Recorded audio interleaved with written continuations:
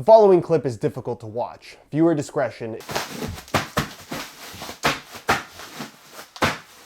Now, I've mentioned on the channel at least once before that you shouldn't put your boots on like this, but I've never gone into detail as to why it's so bad. And a lot of people like to ask me, especially when they're buying their first pair of high-end boots, what they should do to care for them. Well, this should be number one on your list, because if you regularly jam the boots on your feet, not only is it bad for the overall durability, but you can actually ruin the fit and overall comfort of your football boots. By the way, if you guys enjoy these football boot tip / explanation breakdown videos on the channel, don't forget to support this one with a like. And if you're new here watching for the first time and don't want to miss out on daily content from me, make sure you hit that subscribe button along with the little bell notification so you get notified when the next new video goes live. I think the best way to explain this is to break down the structure of the heel area on a pair of football boots, of which you'll find two different types: boots with an internal heel counter and boots with an external heel counter. Now, whether your boots have an internal or external heel counter, the heel counter itself is always serving the same purpose. Typically, it's made out of a hard plastic or at least some kind of a firm material that's doing one of two things. The first being to actually maintain the shape of the heel area of the football boot, which is critical when it comes to fit. And it's also there as a structural element for the sake of keeping your heel from sliding from side to side. It's a stability thing rather than a lockdown thing. A lot of people think that the heel counter has something to do with holding your heel into the base of the boot. That's not actually the case whatsoever. Now, I think I've mentioned on the channel before that I prefer football boots that have an external heel counter, and this is the main reason why. When the heel counter is external, typically made out of a hard plastic material, the heel counter itself ends up being a little bit firmer than when it's an internal heel counter, just because all of the structure is on the outside of the boot, as far away from your heel as possible, which means that the heel liner can kind of be left for the brand to do basically whatever they want when it comes to padding as well as lining materials, which I'm personally a big fan of. Also, because it's external, it allows them to use a slightly harder material. You're also going to notice that there is a separation between the heel liner and all the materials at the back, as well as the counter itself, which means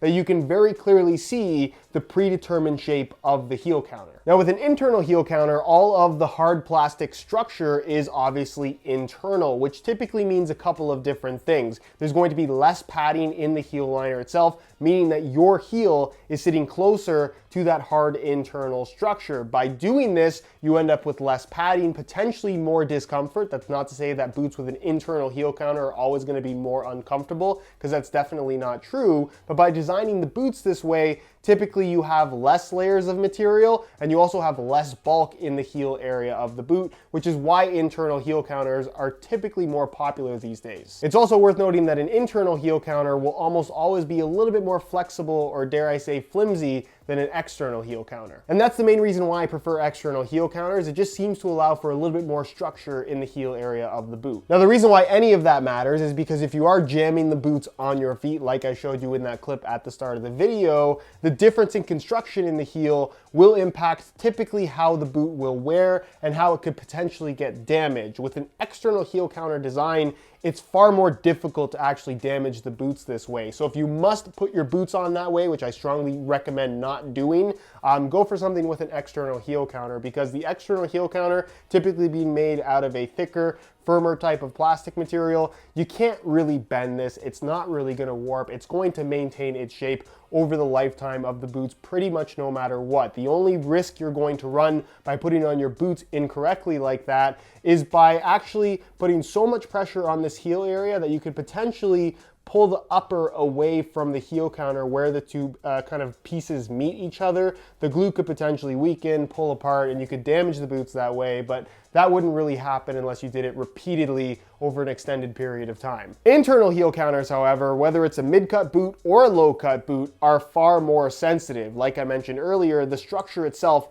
tends to be a lot softer, and if you feel around the top part of the heel counter on pretty much any boot with an internal construction, you'll find that it's very, very flexible and it bends in quite easily. hold it there long enough with enough pressure. The entire weight of your body when you're putting your boots on like that is plenty of pressure. You could potentially bend that internal structure so it's actually digging into the back of your heel. And you also have to keep in mind that as you're bending that internal heel counter, you're also bending the entire liner because it's attached directly to that element of the boot. So if you were to put your boots on incorrectly enough times, you could potentially change the shape of the heel, have it bending in towards your heel, or even just widening the heel area in general, because as you push this down, the entire heel kind of opens up, which could lead to fit issues. It could lead to heel slippage. There's just so much that could potentially go wrong because you're too lazy to loosen your boots and just put them on properly. So my general advice here, and it might seem like common sense, but every time I go to play pickup, I see at least one person doing this and it drives me crazy.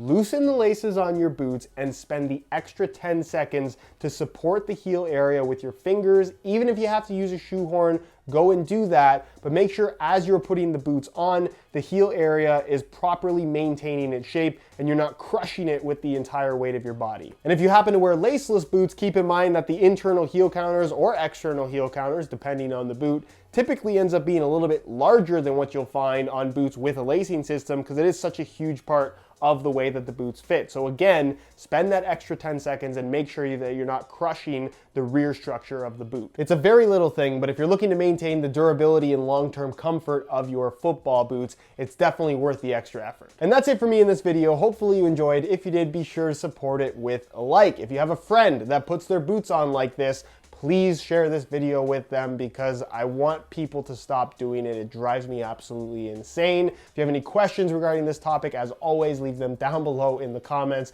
and I'll do my best to get an answer out to you as soon as I possibly can. If you're not subscribed already, be sure to hit that subscribe button along with the little bell notification so you get notified when the next new video goes live. If you want to follow me on social media, all of that's linked down below in the description as well. And other than that, guys, thank you so much for watching, and we'll see you in the next one.